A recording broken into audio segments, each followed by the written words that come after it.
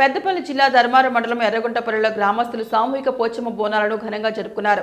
సమ్మక్క సారలమ్మ జాతరలకు ముందుగా తొలి బోనాన్ని పోచమ్మ తల్లికి సమర్పించేందుకు ఈ కార్యక్రమం నిర్వహించారు. గ్రామస్తులు ఇంటికో బోనంతో డప్పు చప్పుళ్లతో అమ్మవారి ఆలయం వరకు ర్యాలీగా వచ్చి బోనాలు సమర్పించి మొక్కులు చెల్లించుకున్నారు. ఈ సందర్భంగా పలువురు మహిళా భక్తులు మాట్లాడుతూ ప్రతి పండుగకు ముందుగా గ్రామ దేవతైన పోచమ్మ తల్లికి మొక్కులు చెల్లించడం ఆనవాయితీగా వస్తోందని తెలిపారు. తొలి బోనం అమ్మవారికి సమర్పించిన తర్వాతే మిగతా కార్యక్రమాలు జరుపుకుంటామన్నారు. పోచమ్మ తల్లి దయ తమ గ్రామ ప్రజలపై ఎల్లప్పుడూ ఉండాలని ఆకాంక్షించారు.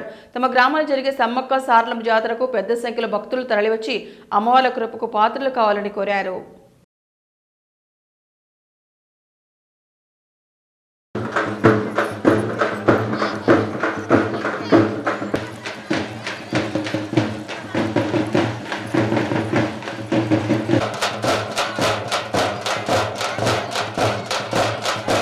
ఊరిలో సమ్మక్క సారలమ్మ జాతర జరుపుకోవడం జరుగుతుంది.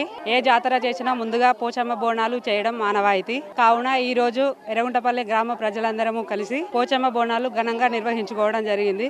ప్రతి నుండి పోచమ్మ బోనంతో ప్రజలందరూ అమ్మవారి దగ్గరికి రావడం జరిగింది. పోచమ్మ తల్లి దయ మా గ్రామ ప్రజలందరిపై ఉండాలని, అదేవిధంగా సమ్మక్క సారలమ్మ జాతర ఘనంగా నిర్వహించుకోవాలని ఏర్పాట్లు చేసుకోవడం జరుగుతుంది. ప్రజలందరూ మా ఎర్రగుంటపల్లి గ్రామంలో వెలిసిన సమ్మక్క సారలమ్మ జాతరకు ఎక్కువ సంఖ్యలో పాల్గొని వారి యొక్క మొక్కుబడులు చెల్లించుకోవాలని కోరుచున్నాము.